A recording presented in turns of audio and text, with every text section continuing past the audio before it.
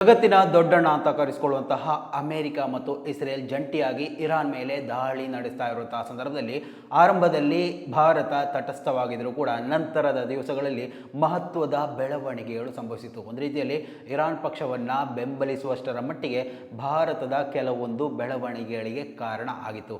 ಆದರೆ ಆನಂತರ ನಡೆದಂತಹ ಇನ್ನೂ ಹಲವು ಬೆಳವಣಿಗೆಗಳು ಮತ್ತೆ ಭಾರತವನ್ನು ಇರಾನ್ ಕಡೆಗೆ ವಾಲುವಂತೆ ಮಾಡಿರುವಂಥದ್ದು. ಅದರಲ್ಲಿ ಪ್ರಮುಖವಾದದ್ದು ಭಾರತದ ಕನ್ಯಾಕುಮಾರಿಯಿಂದ 373 ಕಿಲೋಮೀಟರ್ ದೂರದಲ್ಲೇ ನಡೆದಂತಹ ಅತಿ ದೊಡ್ಡ ಸ್ಫೋಟ. ಅಂದರೆ ಇರಾನ್ನಿಂದ ಆತಿಥ್ಯವಾಗಿ ಬಂದಿದ್ದಂತಹ ಒಂದು ನೌಕೆ ಯುದ್ಧ ಹಡಗು ಭಾರತದಲ್ಲಿ ಸಮರಾಭ್ಯಾಸವನ್ನು ನಡೆಸಿ ಮತ್ತೆ ಹಿಂದಿರುಗುವಂತಹ ಸಂದರ್ಭದಲ್ಲಿ ಅಮೆರಿಕ ಏಕಾಏಕಿಯಾಗಿ ಆ ಒಂದು ನೌಕೆಯ ಮೇಲೆ ದಾಳಿ ಮಾಡಿತು. ಮಾತ್ರ ಅಲ್ಲ, 187 ಸೈನಿಕರಿದ್ದಂತಹ ಆ ಒಂದು ನೌಕೆಯಲ್ಲಿ 87 ಜನ ತಮ್ಮ ಪ್ರಾಣವನ್ನ ಕಳ್ಕೊಂಡಿದ್ರು. ಇವೆಲ್ಲದಕ್ಕಿಂತಲೂ ಪ್ರಮುಖವಾದಂತಹ ಒಂದು ವಿಚಾರ ಏನಪ್ಪಾ ಅಂದ್ರೆ, ಇವಾಗ ಭಾರತಕ್ಕೆ ಇರಾನ್ ಜಲಮಾರ್ಗದ ಮುಖಾಂತರ ಬರ್ತಾ ಇದ್ದಂತಹ ಪೆಟ್ರೋಲಿಯಂ ಉತ್ಪನ್ನಗಳು ಇವಾಗ ತಡೆ ಹಿಡಿದಿರುವಂಥದ್ದು. ಈ ಒಂದು ವಿಚಾರಕ್ಕೆ ಸಂಬಂಧಪಟ್ಟು ಭಾರತಕ್ಕೆ ಅತಿ ದೊಡ್ಡ ಹೊಡೆತ ಅಂತ ಕೂಡ ಹೇಳ್ಬೋದು. ಆದರೆ ಇವಾಗ ಅಮೆರಿಕಾದಿಂದ ಬಂದಂತಹ ಒಂದು ದೊಡ್ಡ ಆರ್ಡರ್, ಭಾರತದ ಮೇಲೆ ಮಾಡಿರುವಂತಹ ಒಂದು ಆರ್ಡರ್ ಇಡೀ ಭಾರತವನ್ನು ಪ್ರಕ್ಷುಬ್ಧ ಮಾಡಿರುವಂಥದ್ದು, ಆಕ್ರೋಶಭರಿತರನ್ನಾಗಿ ಮಾಡಿರುವಂಥದ್ದು. ಎಲ್ಲವನ್ನ ಈ ಒಂದು ವಿಡಿಯೋದಲ್ಲಿ ಕಂಪ್ಲೀಟ್ ಆಗಿ ತಿಳಿಯುವಂತಹ ಒಂದು ಪ್ರಯತ್ನವನ್ನು ಮಾಡೋಣ. ಅದಕ್ಕಿಂತಲೂ ಮೊದಲು ಈ ಒಂದು ವಿಡಿಯೋವನ್ನು ನೀವು ಮೊದಲನೇ ಬಾರಿ ವೀಕ್ಷಣೆ ಮಾಡ್ತಾ ಇದ್ದರೆ ಖಂಡಿತವಾಗಿಯೂ ಈ ಒಂದು ಚಾನಲನ್ನು ಸಬ್ಸ್ಕ್ರೈಬ್ ಮಾಡ್ಕೊಂಡು ನೋಡಿ. ಮಾತ್ರ ಅಲ್ಲ, ನಿರಂತರವಾಗಿ ಇಂತಹ ಅಪ್ಡೇಟ್ಗಳನ್ನು ನಿಮ್ಮ ಮುಂದೆ ತರುವಂತಹ ಪ್ರಯತ್ನವನ್ನು ನಾವು ಮಾಡ್ತೀವಿ.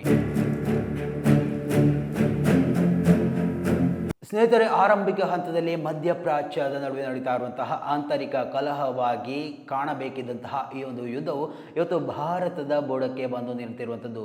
ಭಾರತವು ಒಂದು ರೀತಿಯಲ್ಲಿ ಅತಂತ್ರ ಪರಿಸ್ಥಿತಿಯನ್ನು ಎದುರಿಸ್ತಾ ಇರುವಂಥದ್ದು ನಾವು ಇವತ್ತು ಗಮನಿಸಲೇಬೇಕಾಗಿದೆ. ಯಾಕೆ ಈ ಒಂದು ವಿಚಾರವನ್ನು ಹೇಳ್ತಾ ಇದ್ದೇನೆ ಅಂದರೆ, ಪ್ರತಿಯೊಂದು ವಿಚಾರಕ್ಕೂ ಅಮೆರಿಕ ಭಾರತ ಜೊತೆಗೆ ಮೂಗು ತೂರಿಸುವಂತಹ ಒಂದು ಪ್ರಯತ್ನವನ್ನ ಮಾಡ್ತಾ ಇದೆ. ಹೆಚ್ಚಾಗಿ ಹೇಳಬೇಕು, ರಷ್ಯಾದಿಂದ ತೈಲ ಆಮದನ್ನ ಮಾಡಬೇಕಾದ್ರೂ ಅಮೆರಿಕ ಜೊತೆ ಕೇಳಬೇಕು. ಇದು ಯಾವ ದಿಗ್ಬಂಧನ? ಭಾರತ ಈ ರೀತಿ ಆ ಒಂದು ಅಮೆರಿಕದ ಒಂದು ರೀತಿಯಲ್ಲಿ ಬಾಹುಗಳಲ್ಲಿ ಸಿಕ್ಕಾಕೊಂಡಿರೋದು ಹೇಗೆ? ಯಾಕಾಗಿ ಇವತ್ತು ಭಾರತ ಅಮೆರಿಕವನ್ನೇ ಭಯ ಬೀಳ್ತಾ ಇರುವಂಥದ್ದು? ಎಲ್ಲವನ್ನ ಈ ಒಂದು ವಿಡಿಯೋದಲ್ಲಿ ವಿವರಿಸುವಂತಹ ಒಂದು ಪ್ರಯತ್ನವನ್ನ ಮಾಡ್ತೀನಿ. ಇಸ್ರೇಲ್ ಮತ್ತು ಇರಾನ್ ನಡುವಿನ ಸಂಘರ್ಷ ಈಗ 7ನೇ ದಿನಕ್ಕೆ ಕಾಲಿಟ್ಟಿರುವಂಥದ್ದು. ಜಗತ್ತಿನ ದೈತ್ಯ ಶಕ್ತಿಗಳಾದ ಅಮೆರಿಕ ಮತ್ತು ಇಸ್ರೇಲ್ಗೆ ಇರಾನ್ ಈಗ ನಿರೀಕ್ಷೆಗೂ ಮೀರಿದಂತಹ ಸವಾಲಾಗಿ ಪರಿಣಮಿಸಿದೆ. ಇಡೀ ಜಗತ್ತಿನ ನಿದ್ದೆಗೆಡಿಸಿರುವ ಇರಾನ್ನ ಆ ರಹಸ್ಯ ಶಕ್ತಿ ಯಾವುದು? ಅಮೆರಿಕ ಭಾರತಕ್ಕೆ ನೀಡಿದ ಆ ಒಂದು ಅನುಮತಿಯ ಹಿಂದಿನ ರಹಸ್ಯ ಏನು? ಮೊದಲನೇದಾಗಿ ಇರಾನ್ನ ಬ್ರಹ್ಮಾಸ್ತ್ರ ಅಂದರೆ ಮಿಸೈಲ್ ಸಿಟಿ. ಇಸ್ರೇಲ್ ನಡೆಸಿದ ಭೀಕರ ವೈಮಾನಿಕ ದಾಳಿಯ ಹೊರತಾಗಿಯೂ ಇರಾನ್ ಇನ್ನೂ ಕ್ಷಿಪಣಿಗಳನ್ನು ಉಡಾಯಿಸ್ತಾ ಇರುವುದು ಹೇಗೆ? ಇದಕ್ಕೆ ಉತ್ತರ ಇರಾನ್ನ ಭೂಗತ ಮಿಸೈಲ್ ಸಿಟಿಗಳು. ಭೂಮಿಯ 100 ಅಡಿ ಆಳದಲ್ಲಿ ಕಿಲೋಮೀಟರ್ ಗಟ್ಟಲೆ ಉದ್ದದ ಸುರಂಗಗಳನ್ನು ನಿರ್ಮಿಸಿರುವ ಇರಾನ್ ಅಲ್ಲಿ ಕ್ಷಿಪಣಿಗಳು ಮತ್ತು ಡ್ರೋನ್ಗಳ ಬೃಹತ್ ಕಾರ್ಖಾನೆಯನ್ನೇ ಹೊಂದಿದೆ. ಇಲ್ಲಿ ವಿಶೇಷತೆ ಅಂದರೆ ಅವರ ವೆಚ್ಚ. ಇರಾನ್ ಕೇವಲ 18ರಿಂದ 40 ಲಕ್ಷ ರೂಪಾಯಿಯಲ್ಲಿ ತಯಾರಿಸುವಂತಹ ಡ್ರೋನ್ಗಳನ್ನು ಅವುಗಳನ್ನು ಹೊಡೆದುರುಳಿಸಿಕೋಸ್ಕರ ಇಸ್ರೇಲ್ ಮತ್ತು ಅಮೆರಿಕ ಕೋಟ್ಯಾಂತರ ರೂಪಾಯಿ ಬೆಲೆ ಬಾಳುವ ಮಿಸೈಲ್ಗಳನ್ನು ಬಳಸಬೇಕಾಗಿದೆ. ಇದು ಅಮೆರಿಕದ ಆರ್ಥಿಕತೆಗೆ ದೊಡ್ಡ ತಲೆನೋವಾಗಿ ಪರಿಣಮಿಸಿರುವಂಥದ್ದು. ಇನ್ನು ಭಾರತದ ಮೇಲೆ ಯುದ್ಧದ ಪ್ರಭಾವ ಯಾವ ರೀತಿಯಲ್ಲೆಲ್ಲ ಬೀರ್ಬೋದು ಅಂತ ನಾವಿಲ್ಲಿ ಗಮನಿಸ್ತಾ ಹೋದರೆ, ಈ ಯುದ್ಧ ಕೇವಲ ಮಧ್ಯಪ್ರಾಚ್ಯಕ್ಕೆ ಸೀಮಿತವಾಗಿಲ್ಲ. ಇದರ ಬಿಸಿ ಭಾರತಕ್ಕೂ ಸೇರಿದಂತೆ ಸುತ್ತಮುತ್ತಲಿನ ದೇಶಗಳಿಗೆ ತಟ್ಟಿದೆ ಅಂದರೆ ತಪ್ಪೇ ಅಲ್ಲ. ಪ್ರಮುಖವಾಗಿ 3 ಅಂಶಗಳು ಇಲ್ಲಿ ಗಮನಾರ್ಹವಾಗಿ ನಾವು ಗಮನಿಸಬೇಕಾದಂಥದ್ದು. ಒಂದು, ತೈಲ ಖರೀದಿ ವಿಚಾರದಲ್ಲಿ ರಷ್ಯಾದಿಂದ ತೈಲ ಖರೀದಿಸಲು ಅಮೆರಿಕ ಭಾರತಕ್ಕೆ 30 ದಿನಗಳ ವಿನಾಯಿತಿಯನ್ನು ನೀಡಿದೆ. ಇದು ಭಾರತದ ಇಂಧನ ಭದ್ರತೆಗೆ ಸಹಕಾರಿ ಎಂಬ ಚರ್ಚೆ ನಡೀತಾ ಇರುವಂಥದ್ದು. ನೋಡಿ, ಯಾಕೆ ಅಮೇರಿಕಾವನ್ನು ನಾವು ಪ್ರಶ್ನೆ ಮಾಡಬೇಕು? ಅಮೇರಿಕ ಜೊತೆಗೆ ಅನುಮತಿಯನ್ನು ಯಾಕೆ ಕೇಳಬೇಕು? ಅಮೇರಿಕ ಇಲ್ಲಿ ಪೆಟ್ರೋಲ್ ರಷ್ಯಾದಿಂದ ನಾವು ತಗೊಳ್ಬೇಕು ಅಂದರೆ ಅಮೇರಿಕಾದ ಪರ್ಮಿಷನ್ ಯಾಕೆ? ಅಮೇರಿಕ ಜೊತೆ ಏನಾದರೂ ಈ ರೀತಿಯ ಒಪ್ಪಂದಗಳು ನಡೀತಾ ಇದೆಯಾ? ಈ ಮೊದಲೇ ನಾವು F-16 ಫೈಲ್ಸಲ್ಲಿ ನಮ್ಮ ಪ್ರಧಾನಿಯವರ ವಿಚಾರ ಅಥವಾ ಇನ್ಯಾರು ಸಚಿವರುಗಳ ವಿಚಾರ, ಇನ್ನು ಅದಾನಿ ವಿಚಾರ, ಇವೆಲ್ಲವನ್ನು ನಾವು ಕೇಳಿ ಬಂದವರು. ಸೊ ಏನಾದರೂ ಈ ರೀತಿಯ ದಿಗ್ಬಂಧನವನ್ನು ಭಾರತದ ಮೇಲೆ ಹೇರಲಾಗ್ತಾ ಇದೆಯಾ? ಯಾರೋ ಒಂದು ವ್ಯಕ್ತಿಗಳಿಗಾಗಿ ಇಡೀ ದೇಶವನ್ನೇ ಬಲಿ ಕೊಡಲಾಗ್ತಾ ಇದೆಯಾ ಎನ್ನುವಂತಹ ಆಕ್ರೋಶಗಳು ಇವತ್ತು ನಮ್ಮ ಈ ಒಂದು ದೇಶದಾದ್ಯಂತ ವ್ಯಾಪಕವಾಗಿ ಚರ್ಚೆ ಆಗ್ತಾ ಇರುವಂಥದ್ದು. ಎರಡನೇದಾಗಿ ಸಮುದ್ರದ ಮೇಲೆ ದಾಳಿ ನಡೀತಾ ಇರುವಂಥದ್ದು. ಭಾರತದ ಅತಿಥಿಯಾಗಿ ಬಂದಿದ್ದ ಇರಾನ್ ಯುದ್ಧ ನೌಕೆಯ ಮೇಲೆ ಶ್ರೀಲಂಕಾ ಸಮೀಪ ಅಮೆರಿಕ ದಾಳಿ ಮಾಡಿದ್ದು ಭಾರತದ ಕರಾವಳಿ ತೀರದ ಆತಂಕವನ್ನು ಹೆಚ್ಚಿಸ್ತಾ ಇದೆ. ನೋಡಿ, ಈ ಒಂದು ತಿಂಗಳುಗಳ ಮೊದಲೇ ಇರಾನ್ನ ನೌಕೆಯೊಂದು ಭಾರತಕ್ಕೆ ಬಂದಿದ್ದು.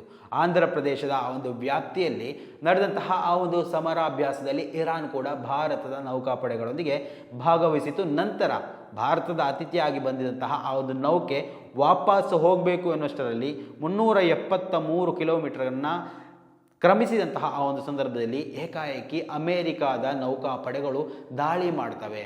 ದಾಳಿ ಮಾಡಿ ಅದನ್ನು ಭಸ್ಮ ಮಾಡಿಬಿಡ್ತವೆ. 187 ಮಂದಿ ನಾವಿಕರಿದ್ದಂತಹ ಆ ಒಂದು ನೌಕೆ ಏನಿದೆ, 87 ಮಂದಿ ತಕ್ಷಣ ಅಲ್ಲಿ ಸುಟ್ಟು ಬೂದಿಯಾಗ್ತಾರೆ. ಉಳಿದ ಕೆಲವೊಂದು ವ್ಯಕ್ತಿಗಳನ್ನು ಶ್ರೀಲಂಕಾ ಸೇನೆ ರಕ್ಷಣೆ ಮಾಡಿತಾದರೂ ಕೂಡ ಇನ್ನೂ ಬಾಕಿ ಇರುವಂತಹ ವ್ಯಕ್ತಿಗಳ ಬಗ್ಗೆ ಯಾವುದೇ ಮಾಹಿತಿ ಇಲ್ಲ. ಅವರು ನಿಗೂಢವಾಗಿ ಏನು ಕಾಣೆಯಾಗಿದ್ದಾರಾ, ಸಾವನ್ನಪ್ಪಿದಾರಾ, ಯಾವ ವಿಚಾರಗಳು ಕೂಡ ಇನ್ನೂ ಬೆಳಕಿಗೆ ಬಂದಿಲ್ಲ. ಮೂರನೇದಾಗಿ ರಾಜತಾಂತ್ರಿಕ ನಡೆ. ಯುದ್ಧದ ನಡುವೆಯೂ ಭಾರತ ಸರ್ಕಾರ ಇರಾನ್ ನಾಯಕರ ಸಾವಿಗೆ ಅಧಿಕೃತ ಸಂತಾಪ ಸೂಚಿಸುವ ಮೂಲಕ ತನ್ನ ತಟಸ್ಥ ನಿಲುವನ್ನು ಕಾಯ್ದುಕೊಂಡಿರುವಂಥದ್ದು. ಅಂದರೆ ಭಾರತ ಯಾರ ಪರ, Iran Paro, Israel Paro, America Paro ಎನ್ನುವಂತಹ ದೊಡ್ಡ ಚರ್ಚೆ ಇವತ್ತು ನಮ್ಮ ದೇಶದಲ್ಲಿ ಆಗ್ತಾ ಇರುವಂಥದ್ದು. ಇವೆಲ್ಲದಕ್ಕೂ ಒಂದು ರೀತಿಯಲ್ಲಿ ಫುಲ್ ಸ್ಟಾಪ್ ಎಂಬಂತೆ ಈ ಎಲ್ಲ ವಿಚಾರದಲ್ಲಿ ಭಾರತದ ತಟಸ್ಥ ನಿಲುವನ್ನು ಇಲ್ಲಿ ತೋರ್ಪಡಿಕೆ ಮಾಡಿರುವಂಥದ್ದು. ನೋಡಿ, ನಮ್ಮ ದೇಶದಲ್ಲಿ ಏನು ಇರಾನನ್ನು ಬೆಂಬಲಿಸುವವರಿದ್ದಾರೆ, ಅಥವಾ ಇಸ್ರೇಲನ್ನು ಬೆಂಬಲಿಸುವವರಿದ್ದಾರೆ, ಅಮೇರಿಕಾವನ್ನು ಬೆಂಬಲಿಸುವವರಿದ್ದಾರೆ. ಆದರೆ ನೋಡಿ, ನಮ್ಮ ಮುಂದಿನ ಭವಿಷ್ಯದಲ್ಲಿ ನಮ್ಮ ದೇಶಕ್ಕೆ, ನಮ್ಮ ಭವಿಷ್ಯದಲ್ಲಿ ನಮ್ಮ ದೇಶ ನಮಗೆ ಯಾವತ್ತೂ ಕೂಡ ಮೊದಲೇ.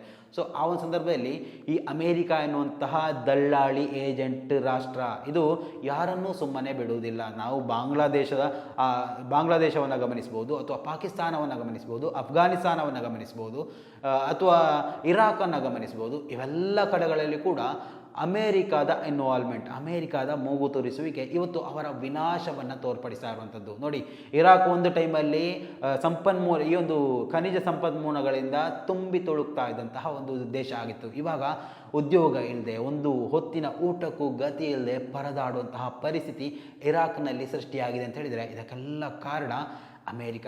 ಇವಾಗ ವೆನೆಜುವಾಲಾದ ಅಧ್ಯಕ್ಷನನ್ನು ಅರೆಸ್ಟ್ ಮಾಡಿ ಅಮೇರಿಕ ಏನು ಮಾಡಲಿಕ್ಕಿದೆ ಅಂತ ಕೇಳಿದರೆ, ಅಲ್ಲಿನ ಈ ಒಂದು ಏನು ಪೆಟ್ರೋಲಿಯಂ ಖನಿಜ ಸಂಪನ್ಮೂಲಗಳನ್ನು ದೋಚಿ ತಮ್ಮಲ್ಲಿ, ಅಂದರೆ ತಮ್ಮ ದೇಶವನ್ನು ಎಲ್ಲದರಲ್ಲೂ ಒಂದು ರೀತಿಯಲ್ಲಿ ಯಾವುದಕ್ಕೂ ಕಡಿಮೆ ಆಗಬಾರ್ದು ಅನ್ನುವಂತಹ ರೀತಿಯಲ್ಲಿ ಎಲ್ಲರನ್ನ ಮಟ್ಟ ಹಾಕಿ ಅದರ ಮೇಲೆ ತಮ್ಮ ಸಾಮ್ರಾಜ್ಯವನ್ನು ಸೃಷ್ಟಿ ಮಾಡುವಂತಹ ಆ ಒಂದು ದುಷ್ಟ ಬುದ್ಧಿ ಅಮೇರಿಕಾದಲ್ಲಿದೆ. ಸೊ ಆ ಒಂದು ಕಾರಣಕ್ಕೆ ಎಲ್ಲ ದೇಶಗಳನ್ನು ಬಲಿ ಕೊಟ್ಟು ತಾವು ದೊಡ್ಡಣ್ಣ ಆಗಿರೋದು. ನೋಡಿ, ಸರಿಸುಮಾರು 70ರಷ್ಟು ದೇಶಗಳ ಮೇಲೆ ತನ್ನ ಹಿಡಿತಾ ಇದೆ. ಅಂದರೆ ತನ್ನ ನೆಲೆಗಳನ್ನು, ಹಲವು ದೇಶಗಳಲ್ಲಿ ತನ್ನ ಏನು ಮಿಲಿಟರಿ ಸೈನ್ಯವನ್ನು, ಮಿಲಿಟರಿ ತುಕಡಿಯನ್ನು ಇಟ್ಟುಕೊಂಡಂತಹ ಒಂದೇ ಒಂದು ದೇಶ ಅಂತ ಹೇಳಿದರೆ ಅಮೇರಿಕ.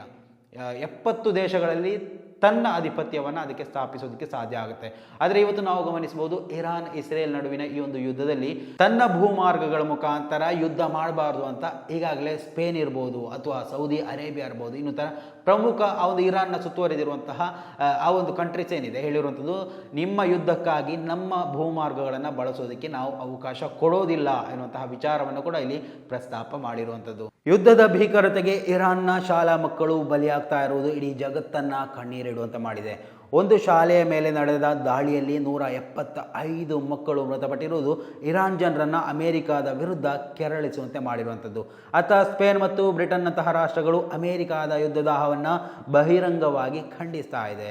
ನೋಡಿ, ಇರಾನನ್ನು ಅತ್ಯಂತ ಸುಲಭವಾಗಿ ಸೋಲಿಸಬಹುದು ಅಂತ ಅಮೇರಿಕ ಅಂದುಕೊಂಡಿರ್ಬೋದು, ಈ ಒಂದು ಯುದ್ಧಕ್ಕೆ ಎಂಟ್ರಿ ಆಗಿರ್ಬೋದು. ಆದರೆ ಇವತ್ತು ಆ ಒಂದು ಯುದ್ಧದಿಂದ ಹೊರಬರಲಿಕ್ಕೆ ಸಾಧ್ಯವೇ ಇಲ್ಲ ಅನ್ನುವ ಅಷ್ಟರ ಮಟ್ಟಿಗೆ ಅಲ್ಲಿ ಪರಿತಪಿಸ್ತಾ ಇರುವಂಥದ್ದು. ಯಾಕಾದರೂ ಈ ಒಂದು ಯುದ್ಧಕ್ಕೆ ಕಾಲಿಟ್ನೋ ಎನ್ನುವಷ್ಟರ ಮಟ್ಟಿಗೆ ಇವಾಗ ಅಮೇರಿಕ ಆರ್ಥಿಕವಾಗಿ ಕುಗ್ಗಿ ಹೋಗ್ತಾ ಇರುವಂಥದ್ದು. ಈ ಒಂದು ಸಮರ ವಿಶ್ವ ಸಂಘರ್ಷಕ್ಕೆ ಕಾರಣ ಆಗುತ್ತಾ, ಅಥವಾ ಶಾಂತಿ ಮಾತುಕತೆಯಲ್ಲಿ ಈ ಒಂದು ಯುದ್ಧ ಕೊನೆಗೊಳ್ಳುತ್ತಾ? ಈಗಾಗಲೇ 8 ದಿವಸಗಳನ್ನು ಕ್ರಮಿಸ್ತಾ ಇದೆ. ಹಲವು ಸಾವು ನೋವುಗಳು, 2000ಕ್ಕಿಂತಲೂ ಹೆಚ್ಚಿನ ಶವಗಳು ಈಗಾಗಲೇ ಸಮಾಧಿಯಾಗಿ ಆಗಿದೆ.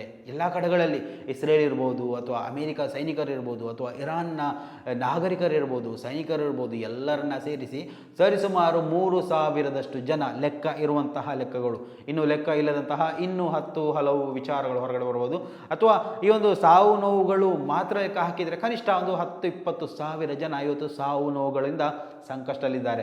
ಹಲವು ಮಂದಿ ತಮ್ಮ ಮನೆ ಮಠಗಳನ್ನು ಬಿಟ್ಟು ನಿರ್ಗತಿಕರಾಗಿದ್ದಾರೆ. ಯುದ್ಧ ಯಾವುದಕ್ಕೂ ಪರಿಹಾರ ಅಲ್ಲ. ಆದರೆ ಇಲ್ಲಿ ಒಂದು ರೀತಿಯಲ್ಲಿ ಸರ್ವಾಧಿಕಾರಿ ಧೋರಣೆಯನ್ನು ಮಾಡಬಾರ್ದು ಅಂತ ಇರಾನ್ನ ಆ ಒಂದು ಅಧಿಕಾರಿಗಳು ಇವತ್ತು ಹೇಳ್ತಾ ಇರುವಂಥದ್ದು, ಸರ್ವಾಧಿಕಾರಿ ಧೋರಣೆಗೆ ನಾವು ಶರಣಾಗುವುದಿಲ್ಲ, ಒಳ್ಳೆಯ ರೀತಿಯ ಶಾಂತಿ ಮಾತುಕತೆಗಳು ನಡೀಲಿ ಅಂತ ನಾವು ಒಂದು ವಿಡಿಯೋದಲ್ಲಿ ಕೂಡ ಅವರ ವಿಚಾರಗಳನ್ನು ನಾವಿಲ್ಲಿ ಗಮನಿಸಬಹುದು. ಸೊ ಏನೇ ಆಗಿರಲಿ, ಇಲ್ಲಿ ಡಿಕ್ಟೇಟರ್ ಎನ್ನುವಂತಹ ವಿಚಾರಕ್ಕೆ ಅಮೆರಿಕ ನಾನು ಸರ್ವಾಧಿಕಾರಿ, ನಾನು ಹೇಳಿದಂತೆ ಮಾಡಬೇಕು ಅಂತ ಹೇಳಿದರೆ ಯಾರೂ ಕೂಡ ಅದಕ್ಕೆ ತಲೆ ಬಗ್ಗಿಸಿ ನಿಲ್ಲೋದಿಲ್ಲ. ನೋಡಿ, ನಮ್ಮ ದೇಶದಲ್ಲೂ ಕೂಡ ಇವತ್ತು ಮುಂದಿನ ದಿವಸಗಳಲ್ಲಿ ಇರಾನ್ ಎಚ್ಚರಿಕೆ ಕೊಟ್ಟಿರುವಂಥದ್ದನ್ನು ನಾವು ಗಮನಿಸಬಹುದು. ಇದು ಇರಾನ್ ಬರೀ ಒಂದು ಅದಕ್ಕೆ ಗಾಳ ಆಗಿರೋದು ಮಾತ್ರ. ಮುಂದಿನ ದಿವಸಗಳಲ್ಲಿ ಚೀನಾ ಇರ್ಬೋದು, ಭಾರತ ಇರ್ಬೋದು, ಅಥವಾ ಏನು ಅತ್ಯಂತ ವೇಗವಾಗಿ ಬೆಳೀತಾ ಇರುವಂತಹ ದೇಶಗಳನ್ನು ಅಮೆರಿಕ ಖಂಡಿತವಾಗಿಯೂ ಟಾರ್ಗೆಟ್ ಮಾಡಲಿಕ್ಕಿದೆ. ಇದು ನಮ್ಮ ದೇಶದಲ್ಲಿ ಕೂಡ ಇವಾಗ ಅದರ ಪರಿಣಾಮಗಳನ್ನು ನಾವು ಎದುರಿಸ್ತಾ ಇರುವಂಥದ್ದು. ಈ ಒಂದು ಯುದ್ಧ ಹೀಗೆ ಮುಂದುವರಿದಲ್ಲಿ ನಮ್ಮ ದೇಶ ಕೂಡ ಆರ್ಥಿಕವಾಗಿ ಈ ಒಂದು ಹೊಡೆತವನ್ನು ಎದುರಿಸುವುದರಲ್ಲಿ ಯಾವುದೇ ತಪ್ಪಿಲ್ಲ. ಸೊ ಸ್ನೇಹಿತರೆ, ಈ ಒಂದು ವಿಚಾರದಲ್ಲಿ ನಿಮ್ಮ ಅಭಿಪ್ರಾಯಗಳನ್ನು ಕೂಡ ಕಮೆಂಟ್ ಮಾಡಿ. ಮುಂದಿನ ಮಾಹಿತಿಯೊಂದಿಗೆ ಮತ್ತೆ ಭೇಟಿಯಾಗೋಣ. ಅಲ್ಲಿವರೆಗೂ ನಮಸ್ಕಾರ.